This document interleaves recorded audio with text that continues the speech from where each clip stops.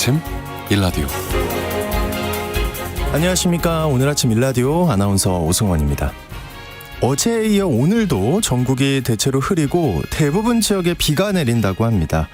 서울과 수도권, 중부 지역의 아침 기온이 20도 밑으로 떨어져서 조금 쌀쌀한데요. 출근길에 가벼운 외투 챙기는 게 좋겠습니다. 오늘은 세계보건기구와 국제 알츠하이머 협회가 지정한 세계 알츠하이머의 날이라고 합니다. 우리나라도 오늘을 치매 극복의 날로 지정했는데요. 지난해 기준으로 65세 이상 인구 10명 중 1명이 치매 환자라고 합니다. 네, 올해 약 100만 명에서 2070년경엔 약 400만 명에 육박할 정도로 앞으로 환자가 기하급수적으로 늘 것이란 전망도 나왔는데요. 고령화로 환자는 빠르게 늘어가는데 여전히 치료는 어렵다 보니 특히 강조되는 게 바로 예방입니다. 네, 일단 적절한 신체 활동으로 뇌를 자극하고요. 혈압과 비만, 당뇨병을 줄이는 게 기본이고요. 나이가 들더라도 사회 활동을 지속하면서 사람들과 꾸준히 만나고 소통하는 게 도움이 된다고 합니다. 또 우리가 잘 아는 건강한 음식 먹고 좋은 생활 습관을 갖는 것, 이미 잘 알고 있는 것들을 잘 실천하고 사는 게 치매를 비롯한 만병을 예방하는 일에도 최선인 것 같습니다. 기본을 잘 실천하는 게 어렵지만 가장 중요한 일이겠죠. 9월 21일 목요일 오늘 아침 일라디오 출발합니다.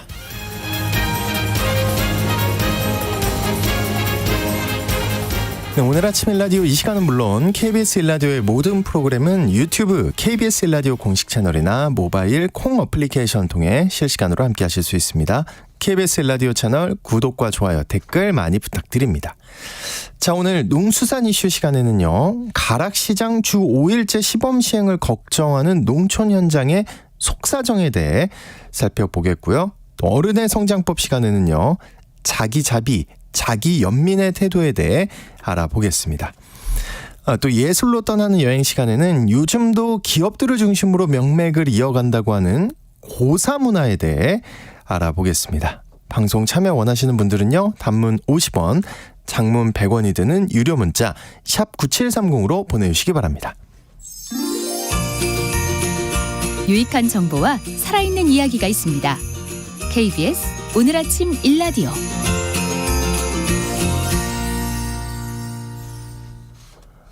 네, 우리나라에서 최초이자 최대 공영 도매시장은 서울에 있는 가락동 농수산물 도매시장인데요. 지난 1985년에 개장한 이래 농수산물 유통 발전에 아주 주도적인 역할을 해오고 있죠. 근데 이런 가락시장이 최근 주 5일째 시범 시행을 논의하면서 이에 대한 우려의 목소리가 나오고 있다는데 오늘 농수산 이슈에서 자세한 내용 살펴보겠습니다. 한국농정신문 원재정 기자님 연결해 보겠습니다. 안녕하십니까? 네, 안녕하세요. 한국농정신문 원재정입니다. 네, 과거보다 시장의 기능이 약화됐다고는 하지만 농수산물 거래하는데 가락시장의 역할이 중요하다고 봐야죠? 네, 맞습니다. 가락시장은 지난 1985년 6월에 개장해서 올해로 38년의 역사를 가진 우리나라 대표 농수산물 공영 도매시장입니다. 공영 도매시장이라는 건 정부와 지방자치단체가 공동으로 투자해서 시에서 개설하고 관리하는 시장을 말하는데요. 가락동 시장은 서울시가 개설했고 서울시 농산식품공사가 총괄 관리하고 있습니다. 과거에 비해서 농산물 거래 방법 굉장히 많아졌지만 이 가락시장을 소개하는 자료를 보면 연간 이 거래 물량이 230여만 톤, 오. 하루에는 7,500여 톤인데요. 이게 세계 최대의 거래 물량이라고 합니다. 세계 최대요. 네. 네, 서울시 필요 물량이 49%, 그리고 전국에 있는 32개 공영 도매 시장이 취급하는 거래량의 40%를 가락시장에서 거래하고 있습니다. 가락시장은 최근 이제 현대화 사업이 추진되고 있는데요. 보다 쾌적하고 원활한 농수산물 도매 거래를 위해서 낡은 건물을 단계적으로 새로 짓고 있습니다. 이게 2009년부터 시작된 게 맞나요? 예, 이제 논의가 그때부터 시작이 됐고요. 네. 이 가락시장의 현대화 사업은 이 완공 목표 연도가 2031년입니다. 현재 그럼, 단계별로 네. 공사가 진행 중인데 이 현대화 사업을 하는 이유는 거래량이 굉장히 많아졌기 때문에 이를 효과적으로 수용하기 위해서 또 건물이 너무 낡았기 때문에 시장의 거래 주체들, 도매 법인이라든가 중도매인 등이라든가 이런 분들이 불편함이 굉장히 많아졌다고 합니다. 가락시장은 설계할 때인 1985년만 해도 하루에 거래량이 4,680톤 정도였는데 2021년 기준으로 보면 거래량이 7,593톤, 설계 당시보다 1.6배를 뛰어넘는 수준으로 거래량이 굉장히 많이 늘어난 상황입니다. 지난 2015년부터 현대화 사업은 이제 시작이 됐고요. 네. 서울시 농산식품공사 등이 있는 업무동 그리고 뭐 다양한 음식점, 쇼핑을 할 수 있는 가락몰이 현재 완공된 상황입니다. 여기까지가 1단계 공사였고요. 이후에는 이제 본격적인 도매건역의 시설 현대화 사업이 진행되고 있는데요. 도매건역도 역시 이 4단계로 구분해서 공사가 진행됩니다. 도매건역의 1단계 공사가 올해 마무리될 예정이고요. 최근에 가보신 분들은 가락시장 굉장히 쾌적해졌다 이렇게 좀 확인하실 수 있습니다. 네, 근데 아까 초반에 얘기했던 시설 현대화 같은 변화 외에 개장일을 줄이는 문제가 지금 논의되고 있다고요? 네, 맞습니다. 가락시장이 농산물을 거래하는 개장일은 현재 일주일에 6일입니다. 이걸 이제 5일로 줄이자 이런 얘기가 이 시장의 주체들로부터 계속 얘기가 나왔는데요. 지난해 9월에 주 5일제가 검토되기 시작했고 한국농산물 중도매인 조합 연합회가 11월에 보도자료를 냈는데요. 그 내용에는 가락시장부터 월 1회 주 5일제를 시범으로 시행해보자고 요청한다. 이렇게 공식적인 입장을 밝혔습니다. 네, 주 5일로 바꾸자는 얘기가 나온 지 10개월 이상이 지났다고 하는데 최근 상황은 어떤가요? 예, 가락시장 관리를 맡고 있는 서울시 농산식품공사는 가락시장 주 5일제 시행 준비를 구체화하고 있습니다. 서울시 농산식품공사가 주 6일 개장일을 주 5일로 바꾸는 데에는 시장 내의 다양한 주체들이 굉장히 고령화됐는데 새로운 사람을 뽑기가 굉장히 어렵다는 데 있는데요. 아시다시피 요즘은 주 4일제를 말하는 시대인데 일주일 중에 6일을 일한다는 것이 이제 요즘 상황이 맞지 않습니다. 네네. 그렇기 때문에 이런 조건에서 뭐 젊은 분들 특히 젊은 분들을 새로 구하는 일이 쉽지 않다는 애로사항들이 굉장히 많이 중첩돼 있습니다. 어디에도 사실 그 사람 구하기가 어렵다고 하는데 이거 구체적인 계획이 나왔을까요? 예, 서울시 농산식품공사 입장은 주 5일제를 뭐 전면 도입하는 거 아니고요. 시범 사업으로 도입을 해보면서 문제점을 보완해 나간다는 게 기본 계획입니다. 여름에는 굉장히 농산물이 많이 출하되기 때문에 이런 성출하기라든가 명절이 있어서 문을 닫는 시기를 제외한 동절기에 지금 주 5일제를 시범 사업하겠다 이렇게 염두에 두고 있는데요. 이걸 고려하면 11월부터 이듬해 4월까지 기간 중에서 4번, 그러니까 첫 번째 토요일을 문을 닫겠다는 계획이 지금 현재 가장 유력한 상황입니다. 하지만 이제 수산 분야의 활어 코너라든가 음식점과 다양한 쇼핑이 가능한 가락몰은 휴업일과 관계없이 자율 영업이 가능할 전망입니다. 올해 11월부터 내년 4월까지 4번은 첫 번째 토요일에 가락시장 문을 닫는 시범 사업을 한다는 거죠? 예, 맞습니다. 시장 내 시장관리운영위원회와 공개 토론회 등을 거쳐서 확정되겠지만 시범 휴업일에는 경매가 전면 중단될 거고요. 대신 농산물 온라인 도매 시장을 거래되는 물품은 반입을 허용한다고 합니다. 또 대고 등 중도매인 개별 영업은 가능하도록 하는 방식으로 진행하는 것을 지금 논의 중에 있고요. 가락시장 휴장일에도 경매가 아닌 정가 매매, 추입 매매 그리고 도매법인이 제3자에게 판매하는 이런 것들은 좀 허용할 계획이라고 하고요.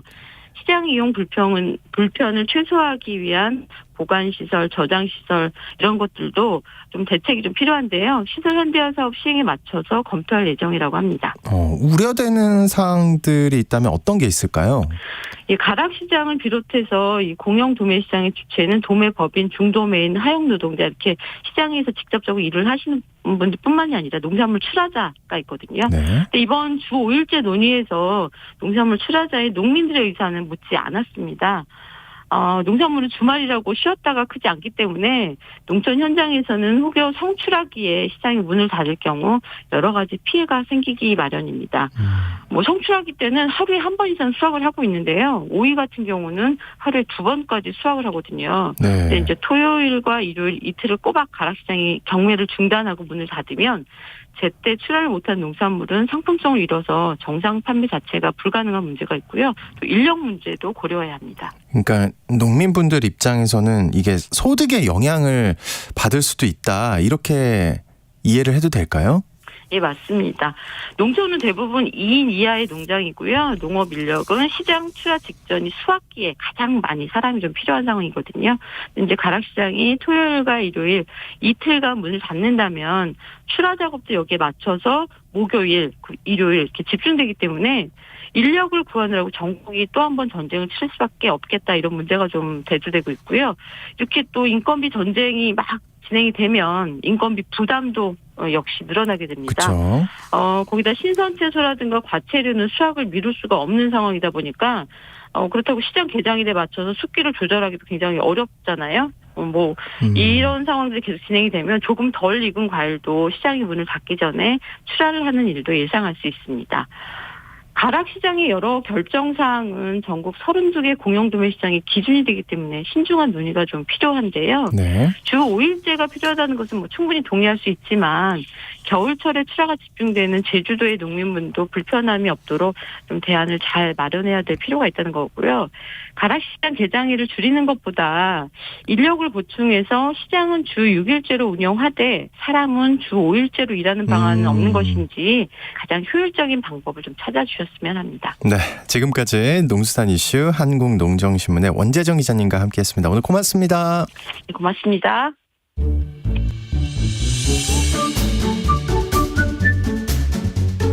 아침을 여는 기분 좋은 습관. KBS 오늘 아침 1라디오.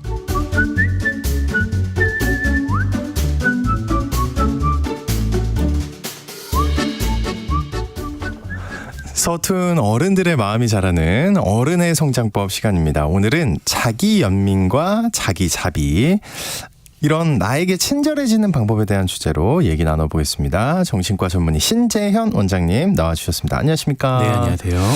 나에게 친절해지는 방법이라, 이거 관심이 많을 것 같아요, 다들. 그렇죠. 네, 오늘은 좀 자신에게 좀 더 친절해지는 방법에 대해서 얘기를 나눠보려고 합니다. 구체적으로는 자기 연민, 자기 자비라는 단어에 대해서 한번 얘기를 해보려고 하는데요.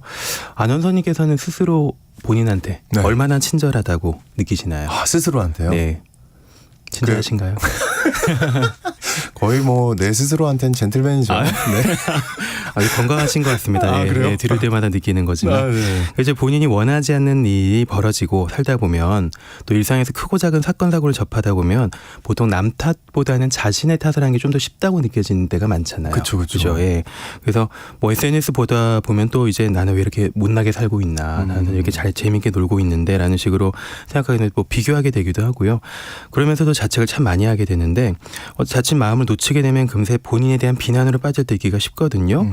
이럴 때 필요한 것이 본인한테 좀 어떻게 하면 좀 더 나를 따뜻하게 대할 수 있을까라는 그런 태도인 것 같습니다. 아, 근데 그게 어렵긴 한 것 같아요. 아, 예, 그렇죠. 네. 굉장히 어려운 방법인 것 같습니다. 네. 근데 자기 연민과 자기 자비, 네. 이 두 개가 어떤 차이가 있을까요? 이거 비슷한 거 아니에요? 예, 원어로는 이게 셀프 컴패션이라고 하거든요. 이 셀프 컴패션이라는 것이 고통스러운 순간에 본인에 대한 비난에 빠지지 않고 너그럽게 스스로를 이해하고 돌보는 태도라고 볼 수가 있는데요. 이게 번역된 한글 단어들의 어감이 약간 미묘하게 다르거든요. 네. 자기 연민, 자기 자비 좀 약간 비슷하게 저희가 볼 수가 있는데, 자기 연민은 왜 느낌에서 오듯이 네. 본인 아끼는 마음이긴 하지만 동시에 본인에 대한 동정심에 좀 깊게 빠져 있는 상태. 그래서 자기 연민에 빠지지 마라 이런 얘기도 하잖아요. 네, 스스로 약간 너무 좀 불쌍하게. 네, 여기는 맞아요. 거. 약간 살짝 좀 부정적인 뉘앙스로 느껴지는 부분이 있는 것 같고요. 자기 자비는 비슷하게 본인을 아끼는 마음이긴 하지만 자기 중심적 시각에서 벗어나서 삶과 공동체에 대한 좀 더 보편적으로 따뜻한 태도를 보이는 것을 말합니다. 근데 어차피 구분되는 것이 중요한 게 아니고 학술적인 용어로는 두 가지가 비슷한 느낌으로 병행되고 있다고 보시면 되겠습니다. 예, 자기 자비의 그 정의가 굉장히 어렵네요. 그렇죠. 예. 근데 자기 연민이라는 말을 얼핏 들으면 누군가는 좀 거부감을 느낄 수도 있을 것 같아요. 어떤 사람은 이거 너 너무 나약하게 그렇게 행동하는 거 아니냐.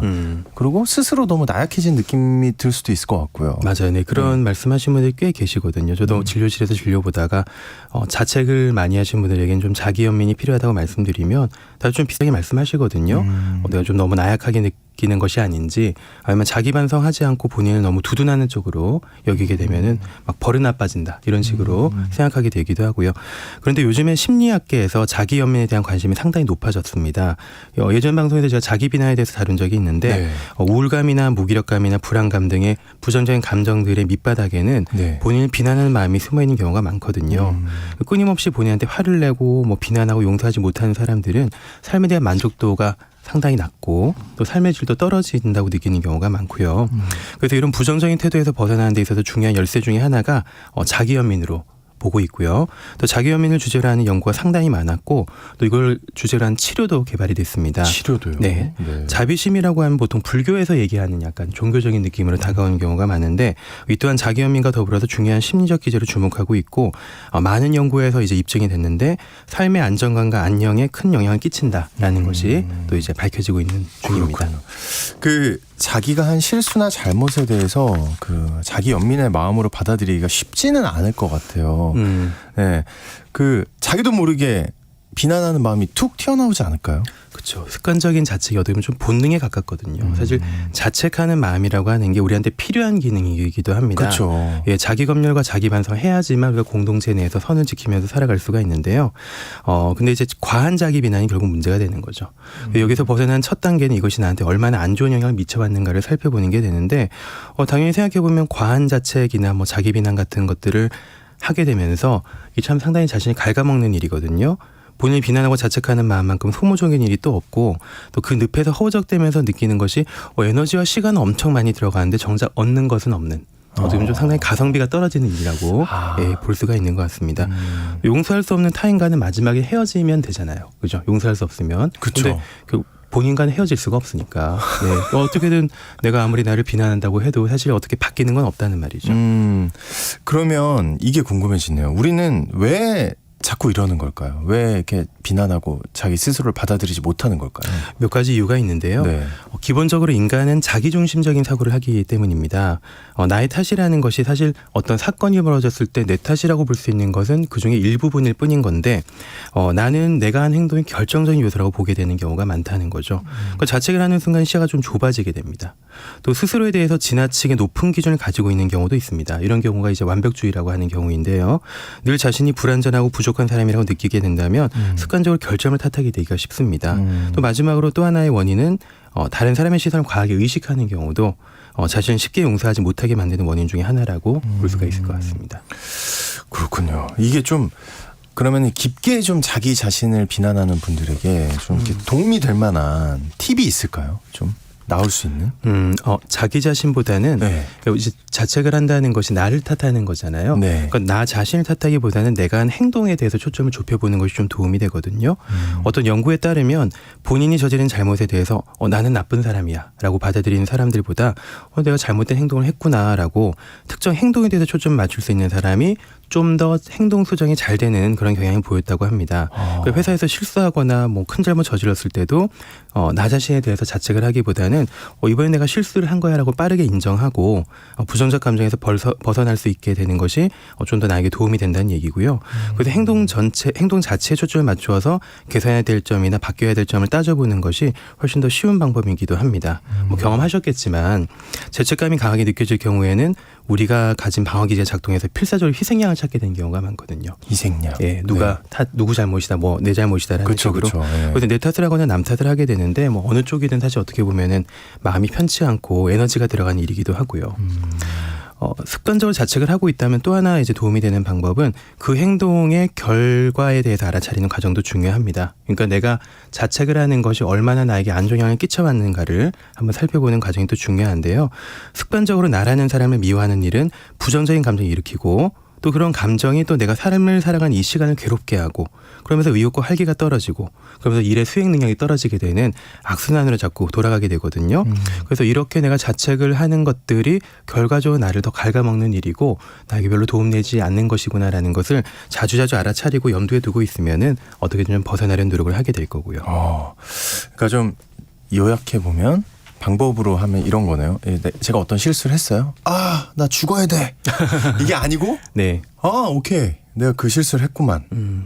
이렇게 하라는 거죠. 그렇죠. 좀 더 현실적으로 내가 이 실수에 대해서 대처할 수 있는 방법들을 찾는 게 훨씬 더 도움이 된다는 거죠. 예, 알겠습니다. 범위를 좁히고 방법을 찾아라. 네, 맞습니다. 그건 쉽지는 않을 것 같아요.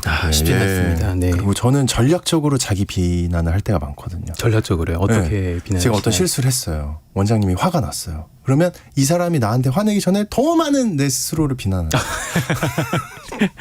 불쌍해서 한마디 안 하게. 네, 남이 나를 탓하지 못하게. 네. 너무 앞에서 막 쟤 왜 저래 할 정도로 자기 비난을 하는 거죠. 네, 연습을 좀 해보셔야 될 것 같습니다. 여러 가지 많은 것들을. 네. 네, 이런 게 또 궁금하네요. 그러면은 자비를 가진 사람들의 특징, 이 사람들의 특징은 어떤 게 있을까요? 예, 몇 가지를 꼽아본다면 네. 일단 자기 자비를 가진 사람들은 자신의 실패와 실수에 대해서 평가하거나 비난하기보다는 일단 인간적으로 공감하거나 이해를 하려고 합니다. 우리가 여러 상황과 사건에 대해서 평가를 많이 하잖아요. 그러니까 뭐 이게 좋아, 이게 나빠 이런 식으로. 하지만 습관적으로 따라붙는 평가가 본인의 인식을 변화시키게 되고요. 그게 결과적으로 좀 나에게 있어서 깊은 비난을 빠지게 되는 그런 원인이 되기도 합니다. 또 하나의 특징은 자기 자비를 지닌 사람은 누구나 실패할 수 있다라는 관점을 또 지니고 있다는 건데요. 사람은 누구나 실수하고 실패할 수 있죠. 네. 아나운서님도 마찬가지고, 그럼요. 저도 마찬가지고. 네. 이게 실패하는 것이 특별한 사건이나 뭐 누가 잘못해서 그러는 것이 아니고 보편적으로 일어날 수 있는 관점이 있다는 것을 이제 관점을 가질 수 있으면은 실패라는 것이 날씨랑 비슷하게 느껴지게 되거든요. 날씨. 예. 우리가 뭐 비가 오면은 왜 비 오는구나. 눈이 오면은 눈 오는구나 하지. 그냥 하늘 보고 삿대질하거나 화를 내거나 하진 않거든요. 그냥 그쵸. 눈 오고 비 오면 그냥 거기에 맞게 대처를 하는 거죠. 그래서 누구나 실패할 수 있다는 관점은 실패하는 상황과 이제 그때 자신에 대해서 크게 비난하지 않도록 도와줄 수가 있고요. 마지막 세 번째 특징은 자기 자비를 가진 사람은 본인이 실패했거나 실수했을 때 드는 부정적 감정에 대해서 균형적인 시각을 가지려고 노력을 합니다. 균형적인 시각이요. 감정에 대해서도 역시 또한 받아들일 수 있는 거죠. 감정을 파도랑 비슷하게 느낄 수가 있거든요. 생각해보면 우리가 가만히 서 있을 때 불안과 우울의 파도가 우리한테 확 밀려들더라도 네. 그때는 힘들지만 시간 지나면 썰물처럼 빠져나가기 맞아요. 마련이지 않습니까? 네. 기분 나빴다가 이게 뭐 이틀, 3일 계속 가는 것도 아니고요. 잠깐 왔다가 가는 파도 같은 감정이라면 우리가 해야 될 것들은 그냥 떠내려가지 않도록 노력하는 거죠. 바다에 떠 있는 배가 떠내려가지 않으려면 어떻게 해야 되죠? 묶어놔야죠. 그렇죠. 어디에? 닷을 내려야 되잖아요. 그렇죠. 예. 감정의 파도가 밀려올 때 현재 이 순간에 행동에 닻을 내리고 집중하는 태도가 좀 도움이 될 수가 있습니다. 그러면은 이 자신에 대한 연민과 자비심 이거를 일상에서 연습할 수 있는 방법이 혹시 있을까요? 네, 방송에서 여러 번 말씀드리게 되지만 네. 결국 행동이 변하려고 하면은 이제 두 가지 과정이 필요한데요. 첫 번째는 알아차리는 것. 알아차리기. 내가 이러고 있구나. 라는 식으로 현재의 순간에 내가 이런 자극에 의해서 이렇게 반응하고 있구나라는 걸 알아차려야 되고, 그리고 그걸 알아차리고 나면 이전과는 다른 대처와 반응들을 계속해서 경험하면서 내가 행동이 바뀌는 것이 나에게 좀 더 좋구나라는 것을 알아차리게 될 때 우리가 행동이 변하게 되는 거거든요. 알아차리고 또 다른 행동을 선택하고 알아차리고 다른 행동을 선택하고 하는 것을 반복하게 될 때 우리가 습관처럼 가지고 있는 것들이 좀 바뀌게 되는데요. 그러니까 자책에 빠진 나를 알아차리게 될 때 전환할 수 있는 방법들을 계속해서 연습을 하고 또 이런 식으로 본인과 타인에게 좀 더 친절한 태도를 기를 수 있게 되는 거죠. 물론 시간과 노력에 투자는 필요할 거고요. 일상에서 해볼 만한 연습 방법이 있는데 네. 제가 환자분들한테 좀 종종 권유드리는 방법인데요. 고양이 좋아하세요? 고양이요? 글쎄요. 그냥 별로 안 좋아하시나요? 안 좋아하진 않습니다. 예. 좋아하셔야 되는 거 아닌가요? 방송에서는. 제가 못승깁니다. 네. 아니 뭐 싫지도 않고 좋지도 않습니다. 네. 저는 이제 새끼 고양이를 떠올리려고 권유를 좀 드리거든요. 귀엽죠. 새끼 고양이 귀엽잖아요. 네. 그죠? 어느 어미 고양이가 있는데 5마리 새끼 고양이 있다고 한번 생각해 보세요. 네. 위에 4마리는 성숙해서 자기 앞가림 잘합니다. 네. 근데 막내 새끼 고양이는 자주 길을 잃어버리거든요. 어미 고양이의 관점에서 평화롭게 이 본인이 사는 장소에 어린 고양이들과 함께 놀고 있는데 저기 멀리서 막내 새끼 고양이가 길을 잃었다고 막 울기 시작하는 거예요. 네. 이때 어미 고양이는 어떻게 하게 될까요? 가야 되지 않아요? 가봐야 되지 않아요? 그렇죠. 네. 최대한 빨리 어쨌든 데리러 가야 되잖아요. 그쵸, 당연한 대답입니다. 네. 최단 거리로 달려가서 고양이를 데려오고 싶어 할 겁니다. 네. 질문 좀 조금 바꿔서 한번 드려볼게요. 예. 우리 인간이라면 네. 인간의 관점에서는 나의 나약한 면이 마치 새끼 고양이가 우는 것처럼 힘들어하고 있을 때 보통 어떻게 반응을 할까요? 나의 나약한 면이 있을 때. 나약한 면이 느껴질 때. 느껴질 때. 아나운서님은 어떠세요? 일단은 좀 슬퍼할 것 같아요. 내가 이런 거가 좀 부족하구나. 슬프면은 다행인데 이제 네. 보통 사람들은 나의 나약함을 느낄 때 자책하죠. 혼내고 화내고 자책을 합니다. 이런 거죠. 왜 이렇게 나약해?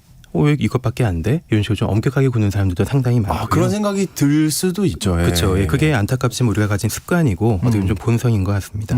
그래서 우리는 우리의 나약한 면을 새끼 고양이를 다루듯이 여길 필요가 있고요. 사실 궁지에 몰린 새끼 고양이가 좀 그렇게 귀엽지는 않을 수도 있거든요. 우리가 궁지에 몰리면 인상 쓰고 발을 동동 구르면서 화내듯이 새끼 고양이도 손톱 세우고 날카로워져 있긴 한데요. 우리 감정이 과민해지는 것과 마찬가지로요. 그럼에도 불구하고 새끼 고양이를 최단 거리로 데려와서 빨리 가서 데려와서 그쵸. 안전한 우리로 데려와야 되잖아요. 그렇죠? 어미 고양이의 관점에서 새끼 고양이에게 어떻게 하고 싶을까요? 데려오고 나면. 어미 고양이의 관점에서는. 위로해줘야죠. 그렇죠. 위로가 안아주고. 좀 필요하거든요. 괜찮아. 맞습니다. 근데 우리 마음속에 항상 철부지에 사고뭉치지만 안타깝고 정이 가는 새끼 고양이가 돌아다니고 있다고 생각을 해볼 필요가 있거든요. 우리가 자신에 대해서 느끼는 감정이 바로 그런 것이고 네. 고양이는 이렇게 일단 멀리서 갔다 오면 어떤 보살핌을 받고 싶어 할까요? 일단 뭐 정신이 없으니까 그냥 좀 쉬고 싶겠죠. 뭐. 그렇죠. 쉬고 따뜻하게. 싶고 아마 뭐 좀 더 보듬어주고 사랑받기를 네. 원할 겁니다. 그러니까 우리가 과하게 이성적이고 엄격한 훈육이나 자책이 필요한 것이 아니고 원하지도 않는 거죠. 네. 일단 우리가 고생을 한 만큼 그에 대한 충분한 보살핌과 안정감을 제공하는 것이 가장 중요하고 또 필요할 겁니다. 우리 원치 않은 사건도 언제든 마주할 수가 있거든요. 네. 그 사건 아주 괴롭거나 고통을 자아내는 사건일 수가 있는데 그럴 때마다 우리가 자책하고 비난할 것이 아니라 우리에 대해서 좀 더 안정감을 느낄 수 있게 잘 다독이고 보듬어줄 수 있는 태도가 필요한 거죠. 네. 그래서 마음속에 새끼 고양이를 대하는 태도가 바로 자기 연민과 자기 자비인 것이고요. 그래서 힘든 일을 겪을 때마다 본인을 탓하게 될 때마다 보살핌이 필요한 새끼 고양이를 떠올려 보면서 본인한테 친절한 태도를 기르는 연습이 좀 도움이 될 수가 있습니다. 네, 알겠습니다. 어른의 성장법. 오늘은 자기 연민과 자기 자비, 이런 나에게 친절해지는 법에 대해 살펴봤습니다. 정신과 전문의 신재현 원장님과 함께했습니다. 오늘 고맙습니다. 감사합니다.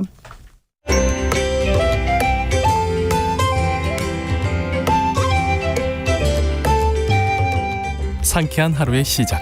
KBS 오늘 아침 1라디오.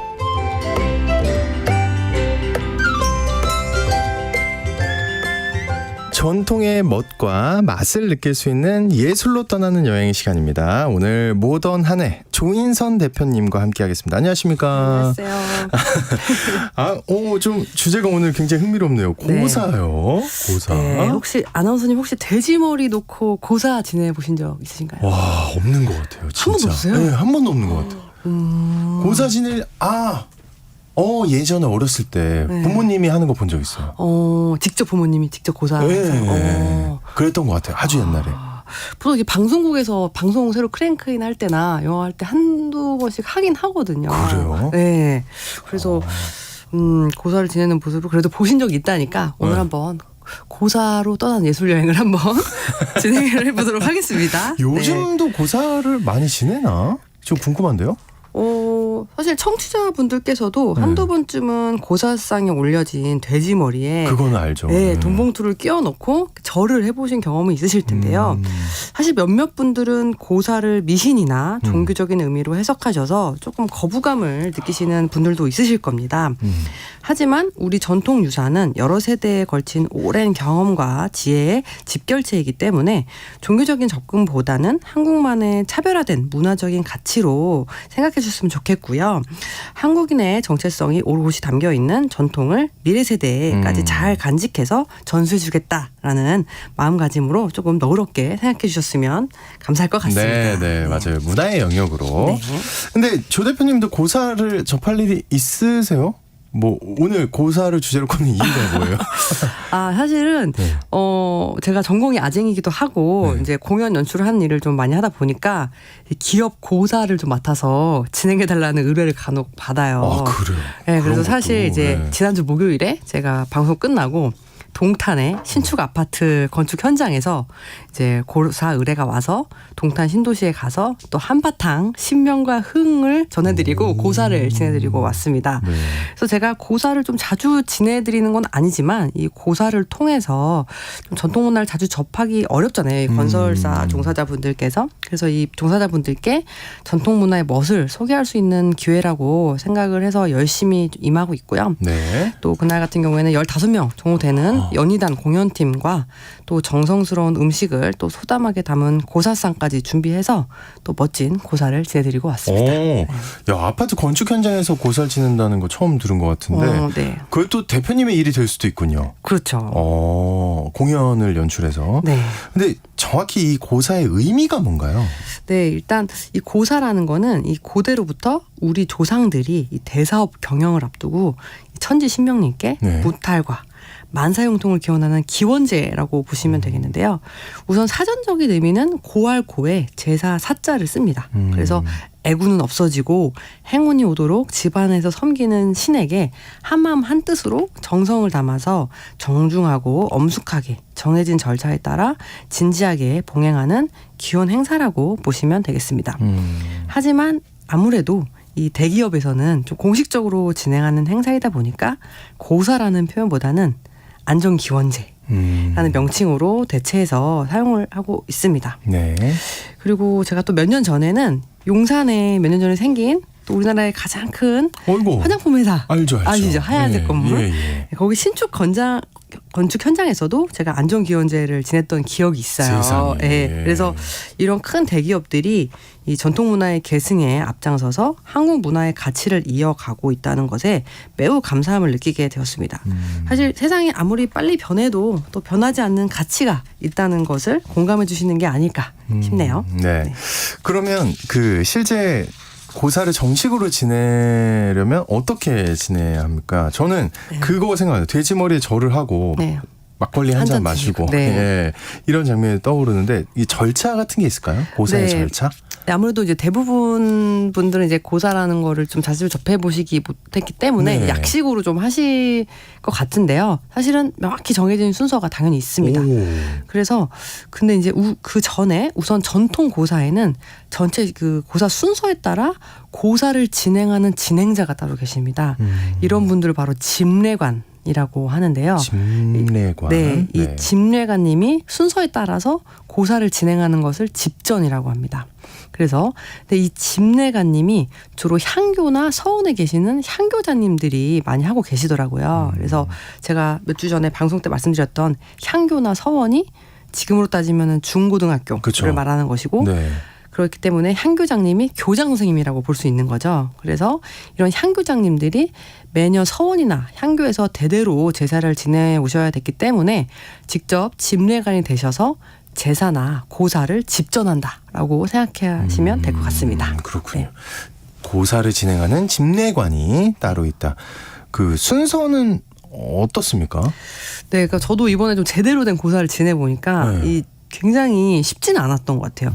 총 9개의 과정을 거쳐야 비로소 제대로 된 정통 고사를 지낼 수 있게 되는데요. 네.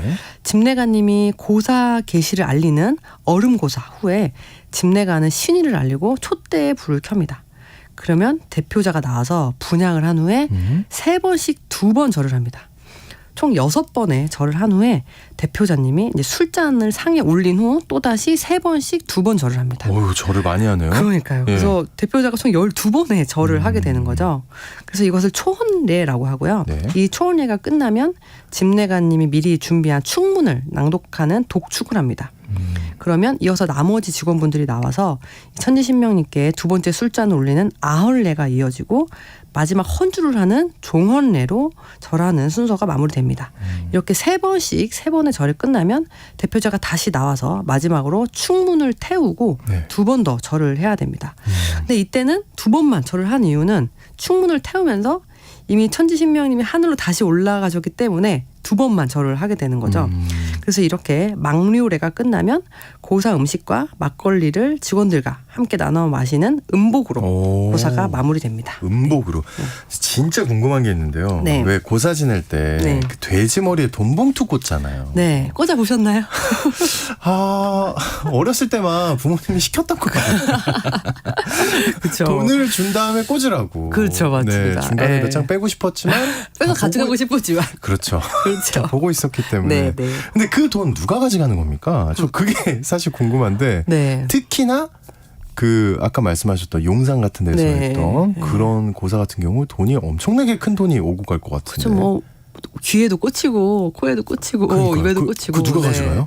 네, 그래서 사실 저도 이제 그게 되게 좀 궁금했어요. 네. 그래서 이제 고사 때 그걸 축의금이라고 저는 생각을 해가지고 네. 이제 고사를 당연히 개최한 분이 가져가시는 거라고 생각이 들어가지고 이제 제가 이번에 안 그래도 고사를 지내면서 잠깐만요. 그러면 대표가 보통 고사를 하고 그렇죠. 이제 여시는 거잖아요. 고사를 그다음에 개최하시는 자기가 거잖아요. 돈을 또 낼 거 아니에요. 그죠? 돈도 내고 이제 직원분이나 거기 오신 손님들이 다 돈을 꽂아놓죠. 그 다시 그 대표 가져가는 거예요? 가져가시는데 네.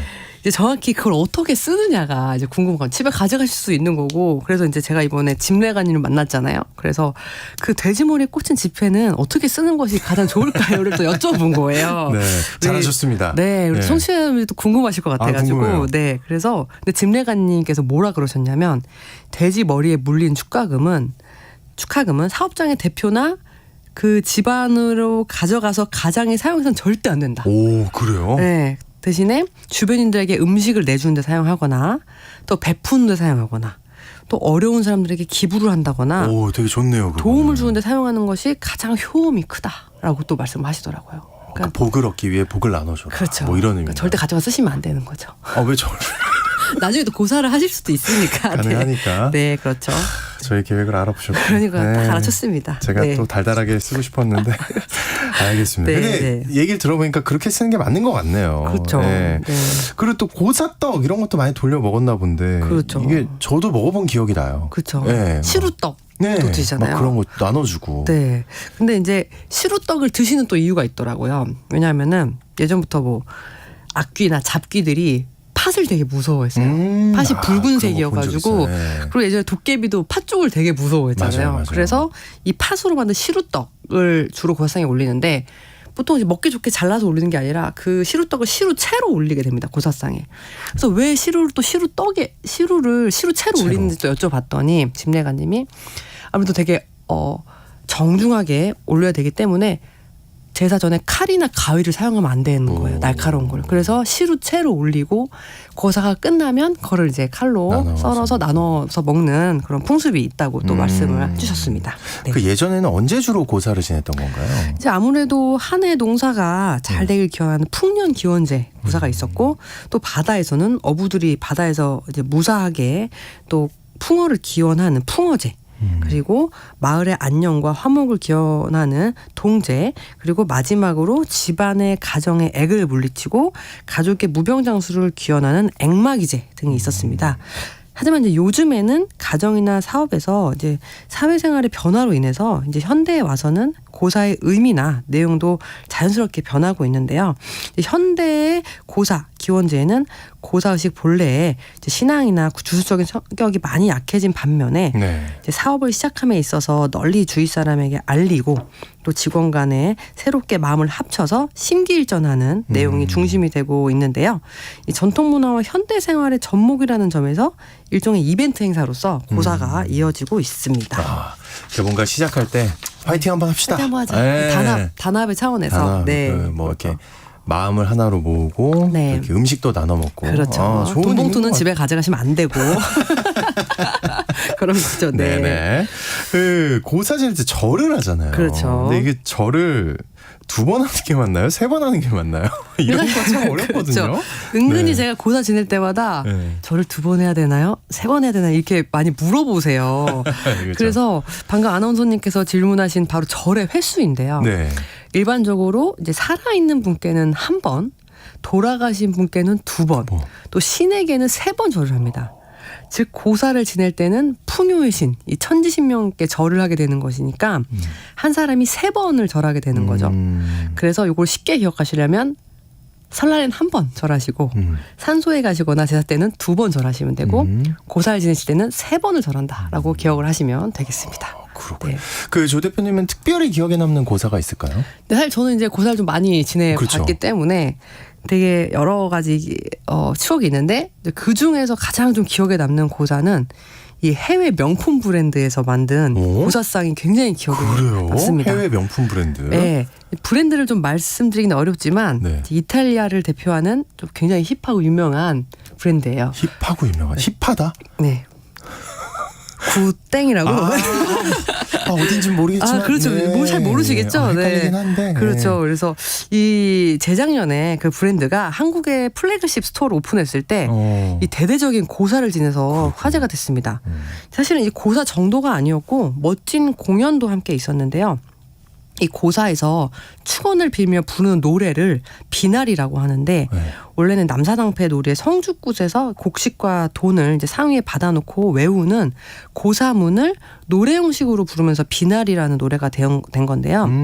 이 비나리가 나중에는 사람들의 행복을 비는 이 비나이다의 어원이 되었습니다. 네. 근데 이 명품 브랜드가 한국을 대표하는 전통 공동체 문화인 비나리와 고사에서 영감을 받아서 플래그십 스토어에서 여러분들이 잘 아시는 이 범 내려온다 노래를 부르는 이날치 밴드를 불러서 네, 비나리로 공연을 여기까지. 하고 네. 오픈 기념고사를 지냈다고 합니다. 오늘 얘기 조인선 대표님과 함께했고 외국 브랜드가 그렇게 했다니까 더 새로운 네. 것 같습니다. 오늘 얘기 고맙습니다. 전 내일 다시 인사드릴게요. 감사합니다. 좋은 하루 보내세요.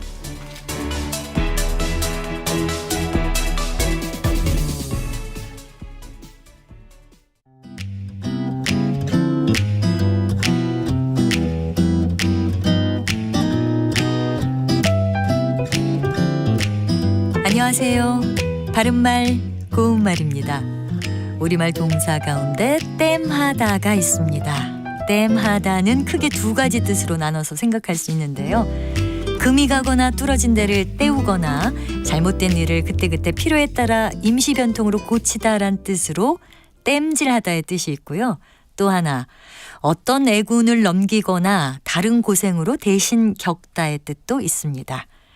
오늘 말씀드리려고 하는 건 두 번째 뜻과 관련된 내용입니다.